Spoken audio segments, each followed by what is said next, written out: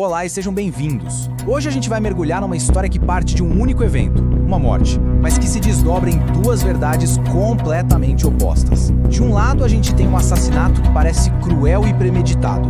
Do outro, a história de um homem que foi levado ao seu limite. Este é o caso de Fernando Soares. Bom, antes de mais nada, é super importante deixar uma coisa bem clara. Tudo o que a gente vai ver aqui saiu direto dos autos de um processo judicial de verdade. Os nomes, claro, foram trocados para proteger todo mundo, mas as provas, os testemunhos, os argumentos, é tudo autêntico. A ideia aqui é justamente essa, a gente analisar as complexidades do nosso sistema de justiça, sabe, para provocar uma reflexão. Vamos aos fatos. E olha, a linha do tempo desse caso já mostra o tamanho do drama. Começa com um crime lá em 2012. Depois vem uma fuga que durou quase uma década inteira. A captura só foi acontecer em 2020. E aí sim o caminho ficou livre para um julgamento que teve um desfecho bom, que poucos poderiam imaginar. Pensa só, uma história de mais de 10 anos. Então, para a gente entender o que aconteceu, vamos voltar lá para a noite do crime, num bar na cidade de Boa Esperança. O cenário que as testemunhas descrevem é de algo brutal e principalmente repentino. E aqui a gente tem o que talvez seja a peça-chave da acusação, o depoimento da testemunha Jurene. Ela conta que o Fernando Soares voltou para o bar uns 20 minutos depois de uma primeira discussão e, sem falar absolutamente nada, atacou a vítima ao zangado, com a vítima sentada totalmente de surpresa. Quer dizer, é a definição clássica de um ataque que não deu chance nenhuma de defesa. E a coisa não parou por aí não. O mesmo depoimento detalha que o zangado ainda tentou fugir já ferido, mas foi perseguido e esfaqueado, de novo, várias vezes já do lado de fora do bar.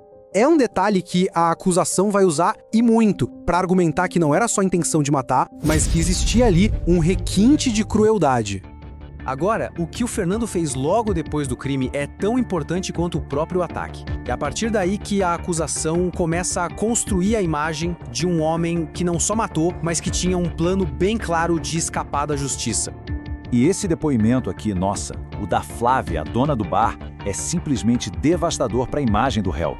Segundo ela, o Fernando não só mandou que ela não chamasse socorro, deixando a vítima para morrer, como ainda ameaçou voltar para matá-la se ela contasse para a polícia que tinha sido ele.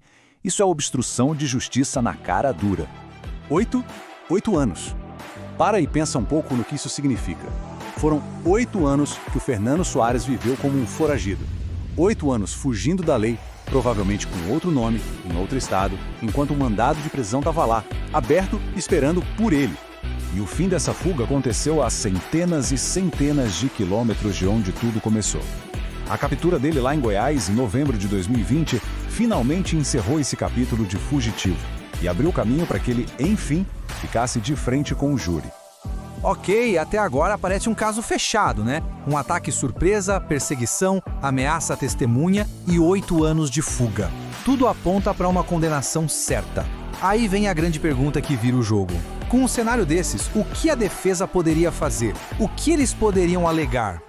Mas antes de a gente ver a resposta, vamos só organizar as ideias e fechar o que a acusação está dizendo. Para o Ministério Público, a história é bem clara. Foi um homicídio qualificado, um crime a sangue frio.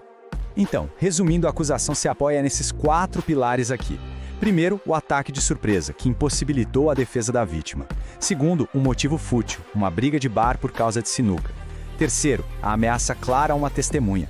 E para fechar, a fuga de 8 anos, que seria a prova final da culpa. É, basicamente, um manual do homicídio qualificado. E é aqui que a história tem uma reviravolta daquelas. A defesa não vai negar que foi Fernando quem cometeu o ato. Ao invés disso, ela constrói uma narrativa completamente diferente, que não foca no crime, mas sim no estado mental do Fernando naqueles dias. E a chave para entender a defesa está toda nesse conceito jurídico aqui, o homicídio privilegiado. O que isso quer dizer na prática? Que a lei entende que a pena pode ser menor se a pessoa comete o crime sob o domínio de uma violenta emoção e logo depois de uma injusta provocação da vítima. A defesa vai dizer que foi exatamente isso que aconteceu. E para sustentar essa tese, a defesa vai precisar voltar no tempo. Mais especificamente, para a semana anterior ao crime. O que estava rolando na vida do Fernando que poderia ter jogado ele nesse estado de violenta emoção? E aqui está o coração do argumento da defesa. O Fernando era o cuidador principal do irmão dele, o Gerson, que tinha um diagnóstico de esquizofrenia paranoide. 6 dias, só 6 dias antes do crime, ele tinha feito uma viagem de 1.000 quilômetros para buscar o irmão numa clínica. A viagem de volta foi tão pesada, tão traumática, que o Gerson precisou ser acorrentado na ambulância. A defesa está basicamente pintando o retrato de um homem que já tinha chegado no seu limite absoluto. Então, a defesa amarra tudo assim. Aquela provocação no bar não foi uma briguinha qualquer. Foi a gota d'água, o estopim para um homem que já estava sob uma pressão psicológica gigantesca. E mais, eles batem na tecla de que Fernando era réu primário, nunca teve problema com a polícia, era trabalhador, tinha família, ou seja, eles argumentam que esse não é o perfil de um assassino frio e calculista. Bom, com essas duas versões tão opostas na mesa, a batata quente caiu no colo do júri. E agora? Vamos colocar essa responsabilidade em perspectiva. E esse é o resumo do dilema. É como se os jurados tivessem que pesar essas duas colunas. De um lado, as ações concretas do Fernando. O ataque, a ameaça, a fuga, provas muito fortes. Do outro, o contexto, o estado mental dele, a sobrecarga com o irmão, o estresse, o fato de nunca ter cometido um crime antes. A pergunta de $1 milhão é: quem é Fernando Soares? Um criminoso calculista ou um homem bom que simplesmente não aguentou a pressão?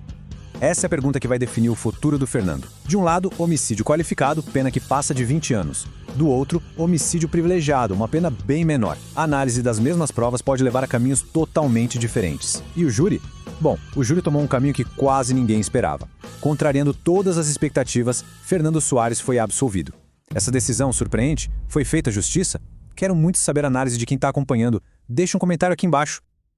Nosso conteúdo é baseado em casos reais para você debater criticamente. Agradeço o seu acesso. Para fortalecer o canal @Sentença Social, curta, inscreva-se e comente.